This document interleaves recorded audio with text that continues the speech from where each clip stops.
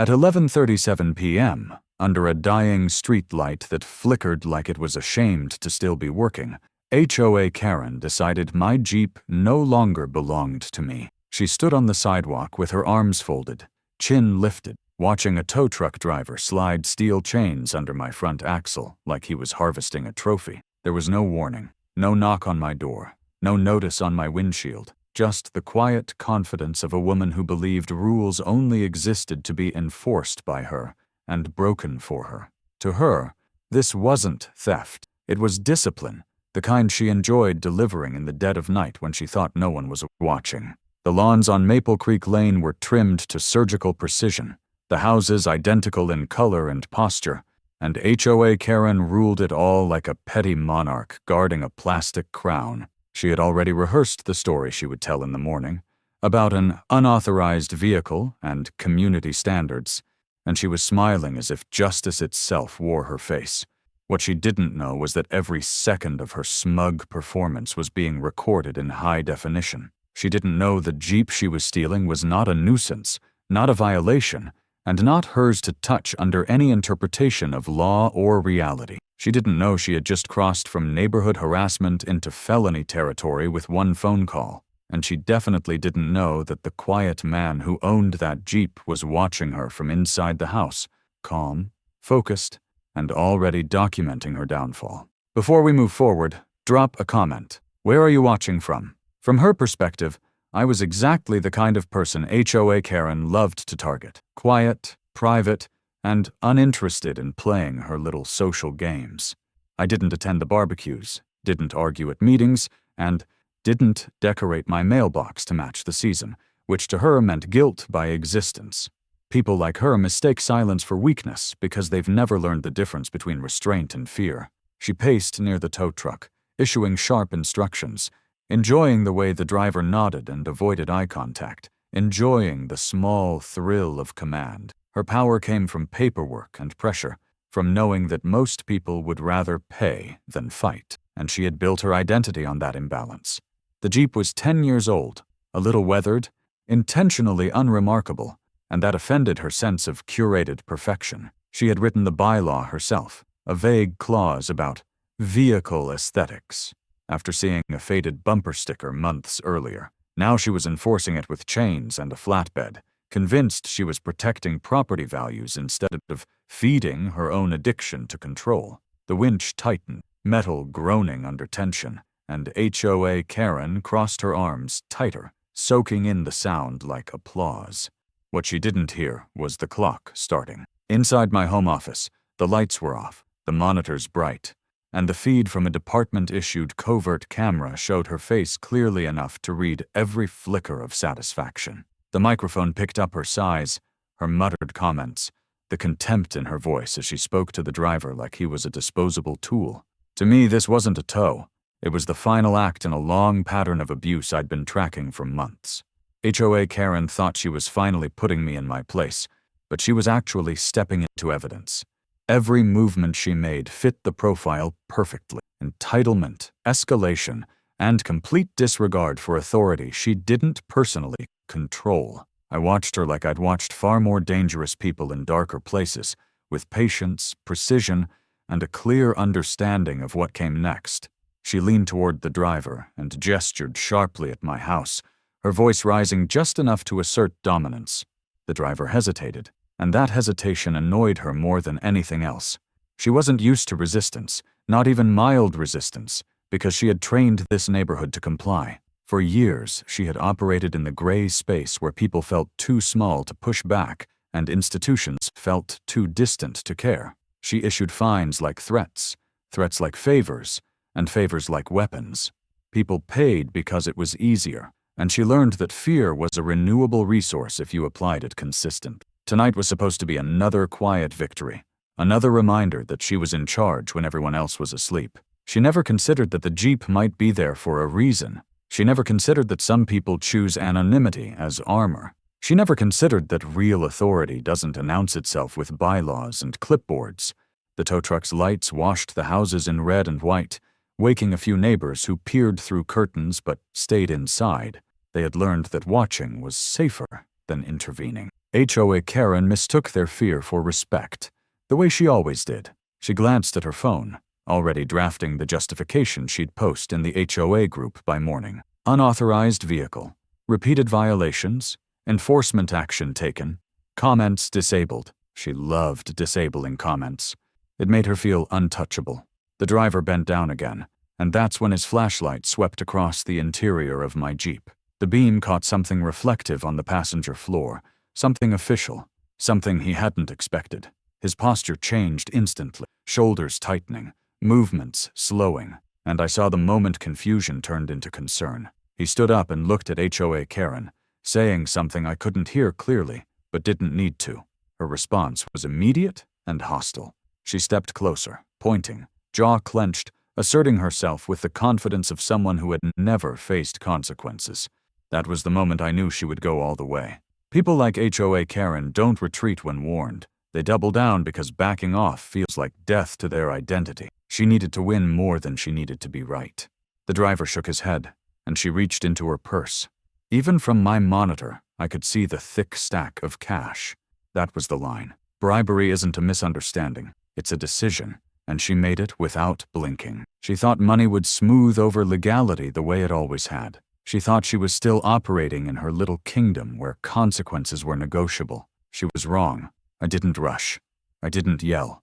I stood, clipped my badge to my belt, and let the camera keep rolling. Every second mattered now. Every word mattered. When I opened the front door, the porch light snapped on, and the street froze. HOA Karen turned toward me, her expression shifting from irritation to confusion to something close to disbelief. The driver looked relieved, like someone seeing land after a storm. I stepped onto the porch, slowly, deliberately, letting the silence stretch. Then I spoke into my radio and called it in, calmly, clearly, and officially. The words felony theft of government property don't sound dramatic when you've said them before, but they land hard on people who thought they were untouchable. HOA Karen's mouth opened, then closed. For the first time since I'd moved into that neighborhood, she had nothing to say. My name is Mike Sullivan, and quiet has never meant harmless. For most of my adult life, quiet was survival, a discipline drilled into me long before Maple Creek Lane ever existed in my world. Silence is where you learn things, where you stay alive, where you let other people underestimate you long enough to show you who they really are. Karen never bothered asking who I was before she decided I was a problem, and that ignorance wasn't accidental, it was structural. People like her don't investigate, they assume, because assumptions let them move faster and feel smarter without doing the work. She saw a man who kept his curtains drawn, left for work at strange hours, didn't socialize, and owned an old Jeep that didn't match the neighborhood palette, and she filled in the rest with contempt. What she didn't know was that my entire professional life had been built around dismantling people who operated exactly the way she did, through pressure, entitlement, and the belief that authority was something you could simply claim and enforce until no one dared challenge it. For 8 years, I worked deep cover for the city police organized crime division, rotating identities the way most people rotate passwords. I had been a wheelman, a dock worker, a low-level tech fixer, whatever role allowed me to slip inside operations that thought they were invisible.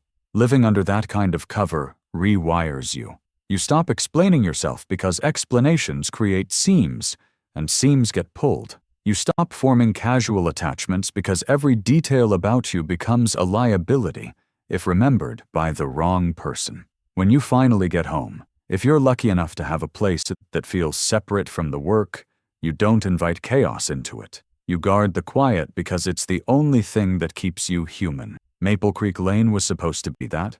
A place so aggressively boring it felt antiseptic. A place where nothing happened and no one asked questions.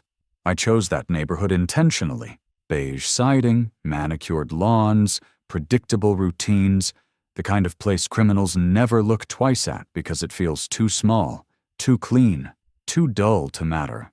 After years of living on the edge of violence and deception, I wanted the opposite, a place where the loudest sound was a lawnmower and the biggest conflict was someone parking too close to the curb. The Jeep was the only piece of my real life that followed me there, not because I wanted it to, but because the job demanded it. To civilians, it looked like a slightly worn Wrangler with aftermarket parts, and a paint job that had seen better days. To the department, it was City Asset 714, a rolling surveillance platform armored just enough to keep me alive if things went sideways, loaded with equipment designed to disappear into the background while collecting everything. That Jeep was protected by law in ways HOA Karen couldn't comprehend. Municipal code, state statutes, internal departmental exemptions, layers of authority that existed specifically to prevent exactly the kind of interference she thought she could impose. Law enforcement vehicles, marked or unmarked, are untouchable by private organizations for a reason. They carry evidence, operations, and sometimes lives inside them. Interfering with one isn't a parking violation. It's obstruction, tampering, theft, and in some cases, a threat to public safety. HOA Karen never bothered learning that because learning would have required her to accept limits on her power, and limits were something she treated as personal insults. Her authority came from a homeowners association that had started as a social committee and metastasized into a personal enforcement arm. Over the years, she had rewritten bylaws, expanded definitions, and normalized punishment until compliance felt mandatory rather than optional. She didn't lead. She managed through fear, through the slow erosion of resistance. People stopped questioning fines because questioning led to more fines. People stopped pushing back because pushing back made you a target. She didn't need everyone to agree with her. She just needed them tired enough to stop fighting. The kind of authority is brittle, but it feels absolute right up until the moment it collapses. I had watched her pattern from a distance the way I watched suspects before an arrest. The violation notices, the selective enforcement, the way certain houses were ignored while others were harassed relentlessly. She targeted people who were isolated, elderly, overworked, or simply unwilling to engage. She mistook my lack of participation for the same kind of vulnerability. The notices she left on my windshield were clumsy, poorly written, citing bylaws that contradicted each other. But she didn't expect scrutiny. She expected payment, submission, or silence. Instead, she got documentation. Every notice went into an encrypted folder. Every interaction was logged. Every escalation was allowed to happen because patterns only become undeniable when you let them fully reveal themselves. The irony was that she believed she was enforcing order while I was studying disorder. Her sense of authority was emotional, rooted in how compliance made her feel. Mine was procedural, grounded in statutes, evidence, and patience. I didn't need to confront her at meetings or argue with her in public because confrontation feeds people like her. They thrive on visible resistance because it validates their self-image as enforcers of righteousness. What starves them is indifference combined with record-keeping. You let them talk, let them act, let them overreach, and you capture it all. Power built on intimidation collapses when exposed to sunlight. And HOA Karen had no idea how much light she was standing in. When I finally stepped onto that porch and identified myself, it wasn't a reveal. It was a confirmation. Everything she had assumed about me collapsed in a single second, and with it, the narrative she had built to justify her behavior. She wasn't dealing with a quiet homeowner. She was facing real authority, the kind that doesn't need to posture or threaten. The silence that followed wasn't just shock. It was the sudden realization that her imagined hierarchy didn't exist outside her own head. And once that realization sets in, everything else follows. Because authority that depends on belief evaporates the moment belief is gone. HOA Karen didn't build her power overnight, and that's the part most people miss when they talk about people like her. Tyranny in places like Maple Creek Lane doesn't arrive with sirens or speeches. It seeps in slowly, disguised as organization, concern, and community standards. When Carol Bradshaw first took control of the association, she didn't sound dangerous. She sounded responsible. She talked about property values, uniformity, pride of ownership, all the phrases that make people nod along because they feel reasonable on the surface. What she actually built was a system designed to concentrate authority in her hands while diffusing accountability so thin that no one knew where to push back anymore. Every rule change, every enforcement tweak, every procedural adjustment moved her one step closer to being untouchable inside the bubble she controlled. The structure itself made abuse easy. HOA boards operate in a gray zone where private governance mimics public authority without public oversight. They can fine, lien, tow, and intimidate while hiding behind bylaws that most residents never read and don't fully understand. HOA Karen understood this imbalance instinctively. She weaponized complexity. Meetings were deliberately confusing, agendas buried under jargon, votes rushed through when dissenters weren't present. She made sure decisions were technically approved while practically unchallengeable. Anyone who questioned her was labeled disruptive, irresponsible, or a threat to the neighborhood's stability. Over time, even people who disliked her learned that silence was cheaper than resistance. Her enforcement wasn't consistent because consistency limits discretion. Instead, she ruled through selective pressure. One resident would get fined for a mailbox that leaned half an inch, while another's obvious violations were ignored entirely. This wasn't incompetence, it was strategy. By keeping enforcement unpredictable, she kept people anxious. Anxiety makes compliance automatic. People start policing themselves because they don't know what will trigger punishment next. HOA Karen didn't need to knock on every door. The fear did that work for her. The association became less about shared rules and more about her mood, her attention, her grudges. The towing arrangement was the clearest expression of that abuse.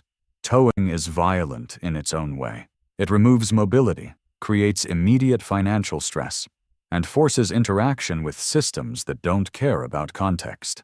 HOA Karen used it like a club. Late nights, minimal notice, aggressive justifications. The official explanation was always safety or aesthetics, but the real message was dominance. She wanted people to feel small, caught off guard, powerless to respond in real time. Every tow reinforced her authority because it demonstrated consequences without dialogue. People didn't argue after a tow. They paid, retrieved their vehicles, and learned the lesson she wanted them to learn. What made her especially dangerous was how normal she looked while doing it. She wasn't screaming or frothing at the mouth in public. She spoke calmly, formally, with a smile that made her cruelty harder to confront. She framed herself as burdened by responsibility, as someone forced to make hard decisions for the greater good. That framing gave her cover. Neighbors who might otherwise have intervened told themselves it wasn't their place, that rules were rules, that surely there was more to the story. That's how abuse survives in plain sight, by being procedural enough to seem legitimate and personal enough to terrify individuals in isolation. The board around her existed in name only. Members were either intimidated into compliance or complicit through small privileges and exemptions. Being on her good side meant fewer inspections, faster approvals, quieter lives. She cultivated loyalty through fear and convenience, the cheapest currencies of power. Dissenters didn't get shouted down. They got buried. Extra notices, repeated inspections, fines that stacked until the math itself felt like punishment. She didn't need to threaten people openly because the structure did it for her. The system was the threat. From the outside, it looked like a well-run association. Landscaping was immaculate. Rules were enforced, at least on paper. New residents were told the HOA was strict but effective, and many believed it because they hadn't yet been singled out. That's the final trick of people like HOA Karen. They survive by making their victims feel alone, by ensuring each person thinks the problem is personal rather than systemic. It wasn't until patterns emerged, until stories overlapped, that the full scope of her abuse became visible. By then, most people were too exhausted to fight. She never imagined that someone would map her behavior the way I did, not emotionally, but structurally. She didn't see herself as part of a pattern, because she believed her intentions mattered more than her actions.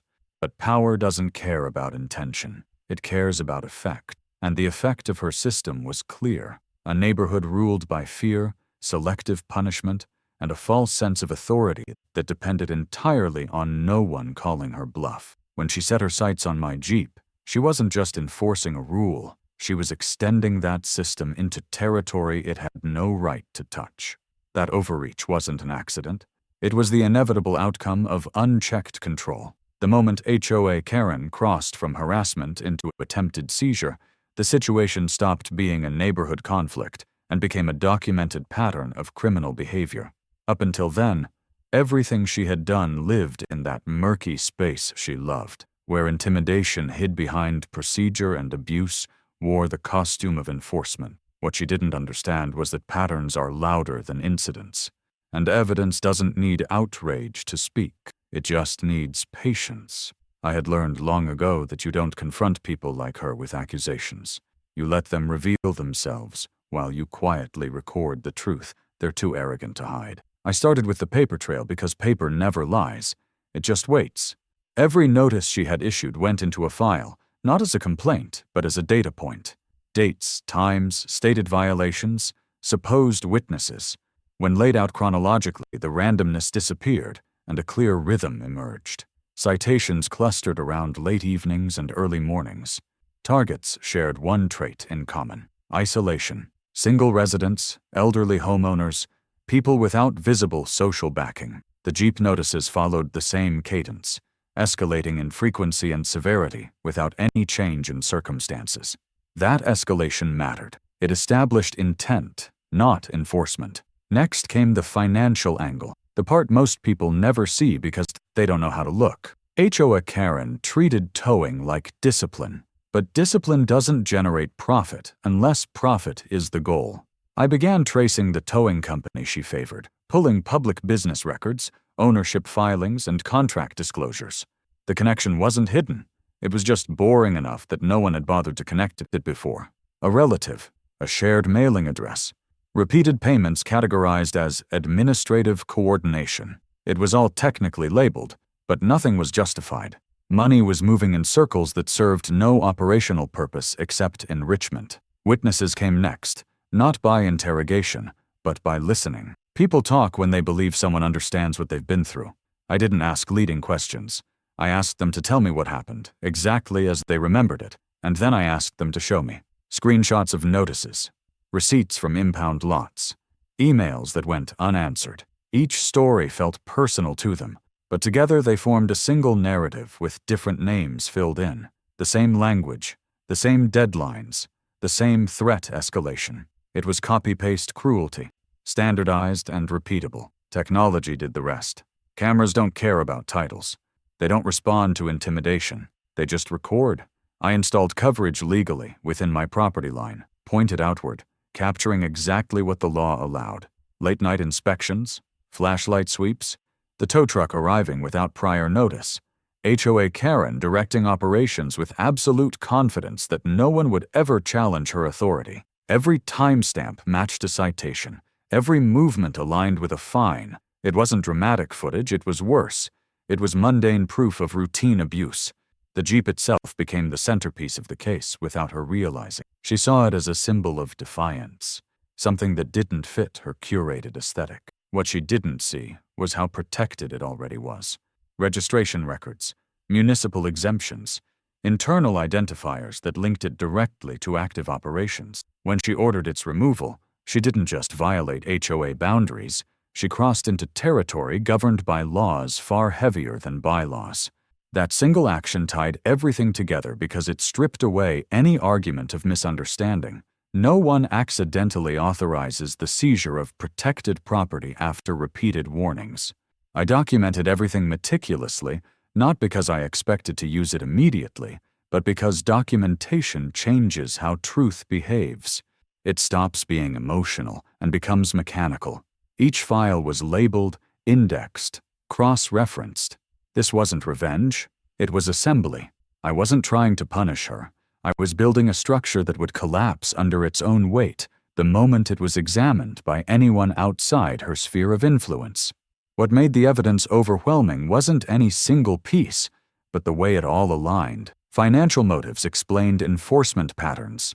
Enforcement patterns explained targeting choices. Targeting choices explained escalation. Escalation explained the final act. There were no gaps, no leaps of logic, no assumptions required. Anyone reading it wouldn't need to believe me. They would only need to read. HOA Karen believed power came from being loudest in the room or most confident in a confrontation. She didn't understand that real power comes from preparation. While she was issuing threats and flexing authority, I was converting her behavior into exhibits. Every decision she made under the assumption of immunity became another brick in the wall closing around her. She thought discovery meant snooping or spying. In reality, discovery is simply letting someone act exactly as they always do and preserving the record of it. By the time she realized something was different, it was already too late to adjust.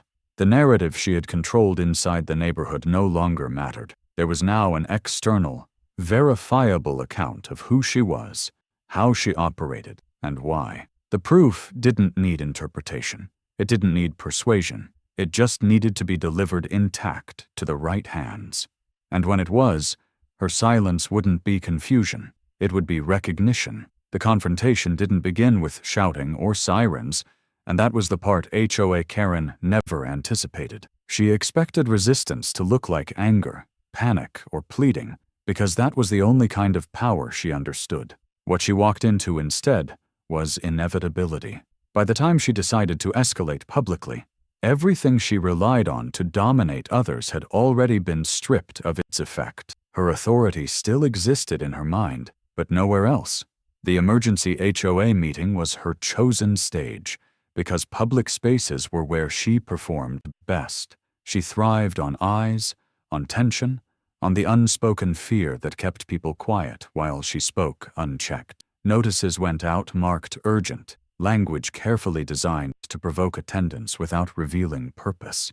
Residents arrived uneasy, already conditioned to expect fines, threats, or humiliation. She stood at the front, as always, posture rigid, expression controlled, confident that the room still belonged to her. She opened with procedure, because procedure had always been her shield. Articles, sections, compliance language delivered with that practiced cadence meant to sound official enough to discourage questions. She spoke about community standards, about values, about threats to order that required decisive leadership. Every sentence was designed to frame herself as protector and anyone who opposed her as liability. Then she pivoted, just as expected, toward enforcement, toward consequences, toward naming a name. That was when the room shifted. I didn't interrupt. I didn't raise my voice. I waited until she finished outlining the penalties she intended to impose, including the forced removal of property she claimed violated HOA authority. When I stood, the sound of the chair scraping the floor cut through the room far louder than any shout could have. People turned, surprised not by anger, but by calm. Silence spread because silence is contagious when it's deliberate. I didn't argue bylaws. I didn't debate interpretations. I presented facts, one at a time, in an order that left no space for interruption. Dates, notices, video stills frozen on a screen behind me, financial summaries displayed without commentary. The towing records matched to violation timestamps. The room stopped reacting emotionally because emotion wasn't required anymore. Understanding replaced fear in real time, and that terrified her more than resistance ever could. HOA Karen tried to regain control the only way she knew how, by asserting authority louder. She accused, she dismissed, she attempted to belittle the evidence as misinterpretation. But each interruption only highlighted what she couldn't explain. When she demanded the screen be turned off, it stayed on. When she threatened legal action, no one flinched. The board members beside her avoided eye contact because they could finally see what proximity to her had cost them. The collapse wasn't explosive. It was procedural, almost clinical. Questions came from residents she had silenced for years, now emboldened by clarity. Each question exposed another inconsistency, another overreach, another decision made without consent or justification. Her voice tightened, her composure fractured. The room no longer belonged to her, and she could feel it slipping away with every unanswered challenge. The moment that ended, her wasn't dramatic. It was quiet. Someone asked a simple question about authority over protected property. Someone else followed with documentation contradicting her claim. She paused, searching for a response that had always come automatically before, and found nothing. No threat worked, no rule applied, no intimidation landed. The silence that followed wasn't imposed on her. It was earned. People didn't shout her down. They didn't insult her. They simply stopped listening. Chairs turned. Conversations shifted away from her podium. The performance was over because the audience had learned they were never obligated to stay seated. When she finally left the room, it wasn't in triumph or rage. It was in isolation, walking out of a space she once controlled, unnoticed. By the time official attention followed, the damage was already done. Her authority had collapsed publicly, irrevocably, in front of the very people she relied on to sustain it. What remained wasn't anger or celebration. It was relief, the kind that settles in when a long-standing pressure is finally released. HOA Karen didn't lose power that night because someone took it from her. She lost it because everyone finally saw it for what it was. The confrontation did not arrive with shouting or sirens, and that miscalculation was the first crack in HOA Karen's armor. She had prepared for anger, for panic, for raised voices she could swat down with procedure and threats. That was the only kind of resistance she understood because it was the only kind she had ever defeated. What she walked into instead was inevitability. By the time she chose to escalate publicly, every tool she used to dominate people had already been neutralized. Her authority still echoed in her own head, but nowhere else. The emergency HOA meeting was her preferred battlefield because public rooms had always obeyed her. She fed on attention, on the tight silence of neighbors too conditioned to speak, on the fear that kept chairs facing forward while she talked without interruption. The notices went out marked urgent, stripped of detail but heavy with implication. Residents arrived braced for punishment, already rehearsing compliance. She took her place at the front like she always did, posture rigid, expression measured, completely convinced the room still belonged to her. She opened with procedure because procedure had always protected her. Articles and sections rolled off her tongue in that polished cadence meant to sound final rather than accurate. She spoke about standards, about values, about disorder that required firm leadership. Every sentence framed her as guardian and anyone who resisted as a threat. Then she pivoted, smoothly and predictably, toward enforcement, toward consequences, toward singling out an example without yet saying my name. That was the exact moment the room began to slip away from her. I didn't interrupt. I didn't challenge her mid-sentence. I waited until she finished outlining penalties she claimed were already decided, including the forced removal of property she insisted fell under her authority. When I stood, the scrape of the chair against the floor cut through the room with more force than any raised voice could have. Heads turned, not toward confrontation, but toward control. Silence spread, the kind that only happens when it's intentional. I didn't debate bylaws. I didn't argue interpretation. I presented facts, one at a time, arranged so there was nowhere for her to hide between them. Dates, notices, screens frozen on video stills behind me, financial summaries shown without commentary, towing records aligned perfectly with violation timestamps. The emotional temperature of the room dropped because emotion was no longer required. Understanding replaced fear, and that shift stripped her of everything she relied on. HOA Karen tried to reclaim control the only way she knew how, by getting louder. She accused, she dismissed. She attempted to wave away evidence as misunderstanding. Each interruption only sharpened what she couldn't explain. When she demanded the screen be shut off, it stayed lit. When she threatened legal action, no one reacted. The board members beside her stared at the table, finally aware of the cost of standing next to her. The collapse didn't explode. It unfolded. It was procedural, methodical, almost clinical. Questions came from residents she had trained into silence for years, now steady and direct. Each one exposed another overreach, another decision made without consent, another abuse hidden behind routine language. Her voice tightened. Her timing faltered. The room stopped responding to her cues. She could feel it leaving her with every unanswered question. The moment that ended her wasn't dramatic. It was small and devastating. A simple question about authority over protected property. Documentation placed calmly on the table that contradicted her claim outright. She paused, searching for a response that had always come automatically before, and found nothing waiting. No threat landed, no rule applied, no intimidation worked. The silence that followed wasn't imposed on her. It was earned. No one shouted. No one insulted her. They simply stopped listening. Chairs turned. Conversations drifted away from the podium. The performance ended because the audience finally understood it had never been mandatory. When she walked out, it wasn't in rage or defiance. It was alone, unnoticed, exiting a space she once ruled without anyone bothering to watch. By the time official attention followed, the damage was irreversible.